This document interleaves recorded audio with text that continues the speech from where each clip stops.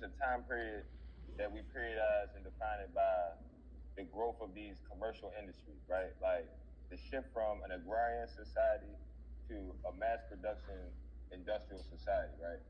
And this creates a stimulus in economies in places that didn't have these industries before, right? These places that are now attracting populations to come here, participate in these industries. But then when these industries decentralize and break down to smaller entities and outsource their labor, and those industries don't exist in those places no more, the people have no place to work anymore, right? So now we got to replace that source of revenue with something else, which usually creates some of the social economic problems we see in inner cities with large black populations. All right. You know what I'm saying? Like Baltimore. So that's why I was speaking about that. Baltimore was one of the earliest cities in the country and one of the earliest cities to become industrious. Right? So it's deindustrialization had equal ramifications. You want to expound on that? With what you're talking about with working class people, and with deindustrialization comes obviously loss of jobs, but also decrease in wages, and really a decrease in the standard of living for working class people in any of these cities. So as deindustrialization is happening in places like Baltimore, other urban areas across the country, workers lose a lot of their rights if they have them, so to speak, in these industries.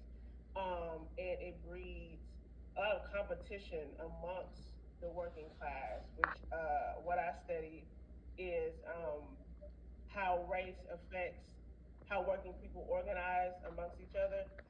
So white workers and black workers usually have this kind of beef because of this competition amongst jobs, and they take out their anger against each other. You know what I'm saying? Wow. And this causes a rift within the working class when the problem is that with deindustrialization, people have lost jobs. And it's black people have lost jobs, white people have lost jobs, women have lost jobs, men have lost jobs, whoever.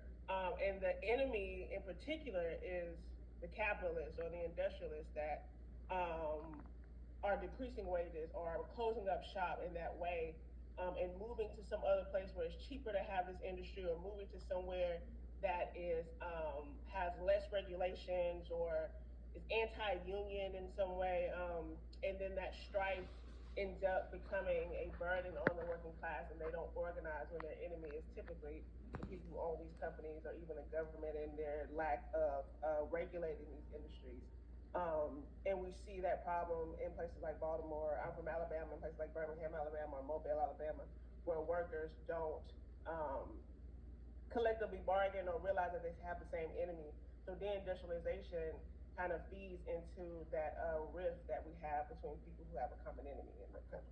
Would you guys say that? Would you guys say that it essentially just increases crime?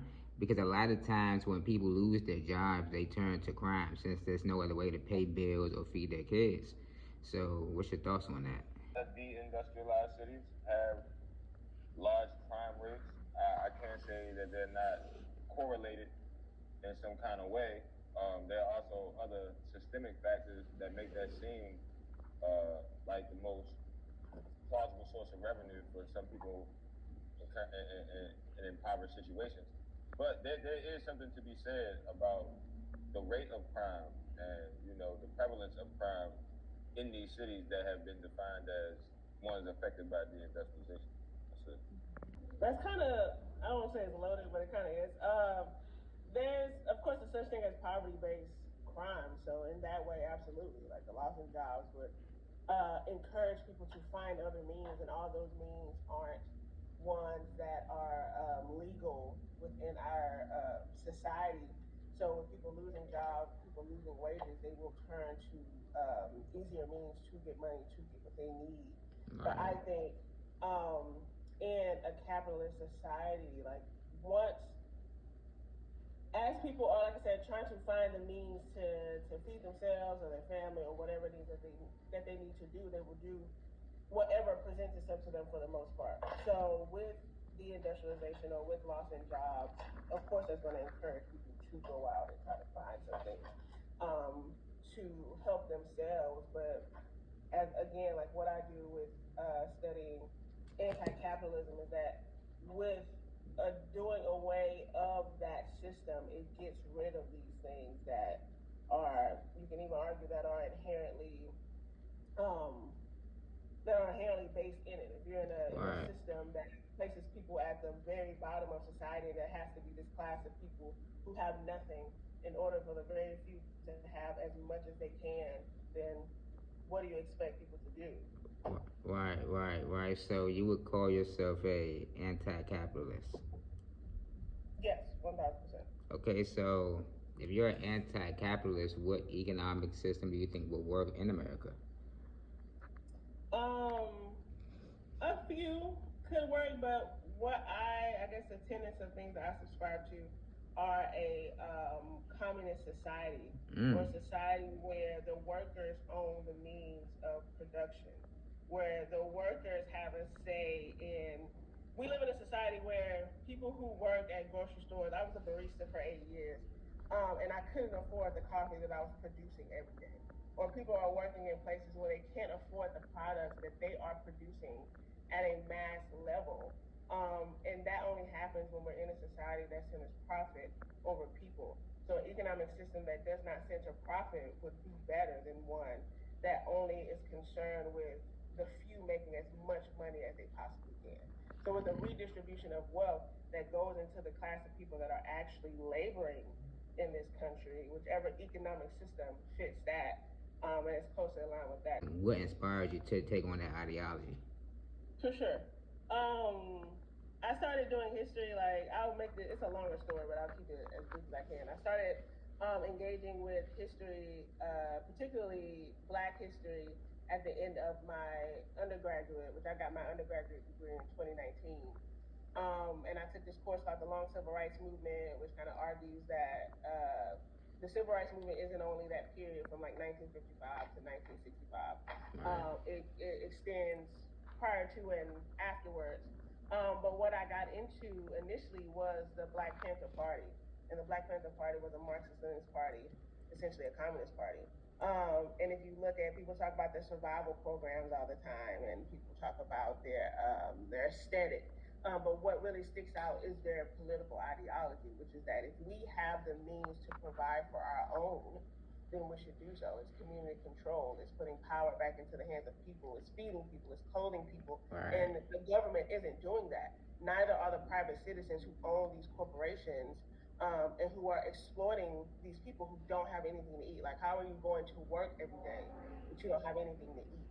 My mother's side of the family immigrated from Jamaica in the 70s, 80s. And my grandfather has worked until he cannot work anymore. Like he's physically unable to walk and Wow. cannot work anymore. But he came here for economic opportunity, for this American dream. And this American dream, this rag to riches story, just does not exist for people. So you can work as hard as you can every single day in your life, and you're told that if you work hard, you'll have the means to live as much as you will want to, and that's just simply not true. So Right. as I started to read about the Black Panther Party, I read George Jackson, I read Karl Marx as well as I get through it, and when I look at if workers actually own the means of production, if workers are owning shipping, if they're owning transportation, if they're owning um, uh, agricultural businesses, if they're actually being able to center themselves in the process of work, then that is less exploitative than a political economy that centers greed, that centers individuality, Right. that centers profit and making profit by any means necessary. So as I have read through history and looked at, because I look at histories of resistance, I look at worker radicalism, workers, particularly Black workers, turning towards communism once they realize that they will never actually be able to make a living in Right. American society, based on their actual labor. um, I came to the conclusion that the society that we live in at present, whether it's capitalism in blackface or it's capitalism in whiteface, it will not liberate anyone or solve problems for the masses of people. Right. So both of you guys are educators, right? So what's a common misconception about slavery that you see that young people have when they like when you're teaching? Slaves, right? And it's like, I mean, from state to state, primary and secondary education varies, right? I don't want to get into the politics of education, but what it takes to be certified in one state is not what it takes to be certified in another state. But the government has these systems of tests for certifications where there's no continuity between scores. Like, let me give you an example. For the test that it takes to be a history teacher, a high school history teacher in Maryland, which is pretty much all of history from the Neolithic Revolution to about the Cold War. In 300 questions, right? And you gotta get like a 160 on that score. Minimum 160 to teach in Maryland. But then in Alabama, right, where Miss Alexis is from, I'm a Tampa, they going crazy, right? But in states like Alabama, the score might be like a 140. Right? And when I was first coming out of undergrad, job disparity, a lot of jobs, and I'm a history major, I didn't speak about it. It was, lucrative major. Didn't take that fully out when I was playing football, right? And now I have a degree that translates into a classroom subject. And they talk about we need black males in the school. I grew up in Baltimore City. I'm like, man, you know what? I go in the school, mess with the kids. I already been working with the kids in different capacities, right? And I'm learning these things while I'm teaching, and I'm figuring it out. Like, okay, so I'm getting this certification. I got a 158 initially the first time I took the test, and I needed a 160. But that same 158 could have made me a teacher in Alabama, right? And it's like, where's the continuity in this education system? I don't know. So I don't know based on what school you might have went to, what kids know. But I've had kids who mistaken the I Have a Dream speech for Martin Luther King trying to fight for the end slavery. Right? And this is 100 years after slavery because kids don't understand these things in context. Right? They're saying historical figures like, from the civil rights movement, like, yeah, was this person a slave? Like, nah, that's not slavery. And this is no, judgment on the young people who I was teaching. But it puts in perspective like how much is being talked about history that publicly we have a full understanding of these concepts that we all think everybody grasps pretty clearly. But it's not until you really engaging with people on more individual levels that you realize, okay, you're not understanding this. Like, and then what you're taught in public school about slavery is so limited and so unnuanced that you might think that there was never slavery in the northern states, right? You might think that there weren't large populations of free black people who lived amongst the enslaved population. Right. Baltimore had the largest free black population in the country during slavery, right?